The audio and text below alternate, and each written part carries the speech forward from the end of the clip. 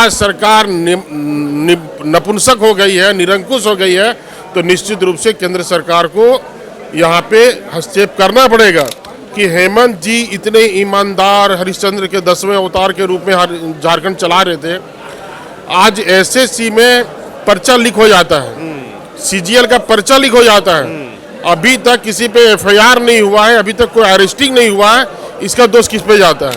हेमंत सोरेन जो करप्शन में जेल गई है, उसका पार्ट 2 ये दोहराएगी, बहुत जल्द आपको दिखाने मिलेगा। मतलब ये भी वही करेंगे, उससे ज्यादा करेगी, कम नहीं करेगी। पार्ट 2 का मतलब ही होता है उससे कम नहीं, उससे ज्यादा। झारखंड की राजनीति के लिए कल का दिन काफ़ी अहम था।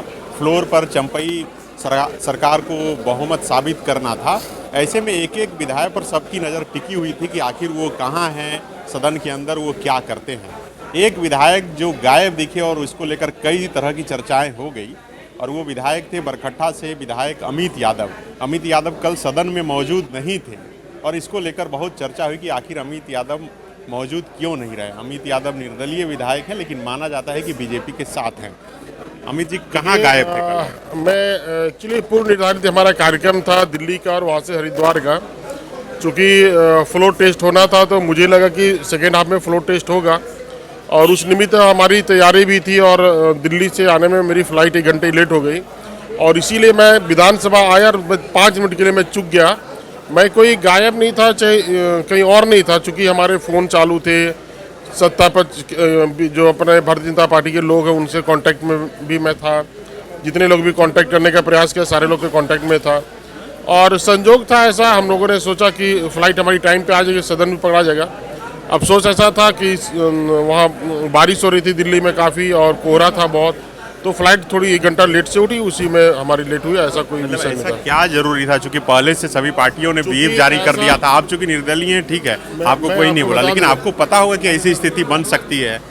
वैसी कोई परिस्थिति नहीं थी, चूँकि राजनीति जो भी जानते हैं, राजनीति की परिस्थिति जो भी जानते हैं, ऐसा कोई विषय नहीं था कि ना ही सत्ता पक्ष के पास कोई कमी था, ना विपक्ष के पास कुछ ऐसा था कि वो सरकार बनाने वाले थे। ऐसा कोई भ्रामक स्थिति ही नहीं था यहाँ पे कुछ।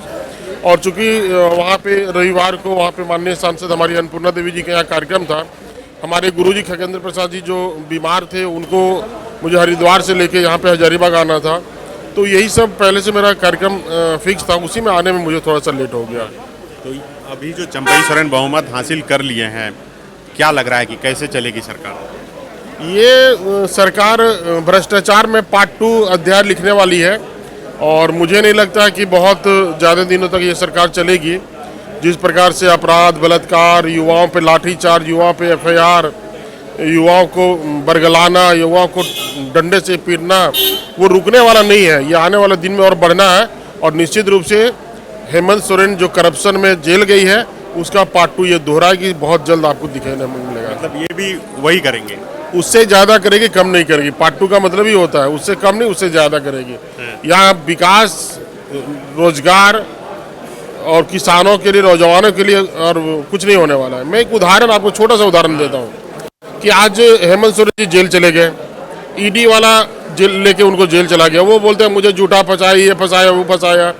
आप एक चीज़ बताइए कि हेमंत जी इतने ईमानदार हरिश्चंद्र के 10वें अवतार के रूप में झारखंड चला रहे थे, आज एसएससी में पर्चा लीक हो जाता है, सीजीएल का पर्चा लीक हो जाता है, अभी तक किसी पे एफआईआर नहीं हुआ है, अभी तक कोई अरेस्टिंग नहीं हुआ है। इसका दोष किस पे जाता है? क्या ये भ्रष्टाचार नहीं है? क्या युवाओं पे, इसके युवा अगर विरोध करते हैं तो युवाओं पे लाठी चार्ज करके युवाओं को आप जेल भेजते हैं, युवाओं पर मुकदमा करते हैं? क्या ये शासन है? इससे बड़ा कुशासन का उदाहरण कुछ नहीं हो सकता। ईडी भी इस मामले को टेक ओवर कर रही है, रांची पुलिस से जब राज्य सरकार नपुंसक हो गई है, निरंकुश हो गई है, तो निश्चित रूप से केंद्र सरकार को यहाँ पे हस्तक्षेप करना पड़ेगा। जब केंद्र सरकार कुछ नहीं कर पाती है, तो आप देखते हो सुप्रीम कोर्ट का कुछ टिप्पणी आता है। जब हाई कोर्ट कुछ नहीं करती है तो जब झारखंड सरकार कुछ नहीं करती तो हाई कोर्ट का टिप्पणी आता है। तो ये राज्य सरकार की एजेंसियां जब फेल हो गई है, तो ईडी को हस्तक्षेप करना पड़ रहा है। TheFollowUp.in, like, share and subscribe. www.thefollowup.in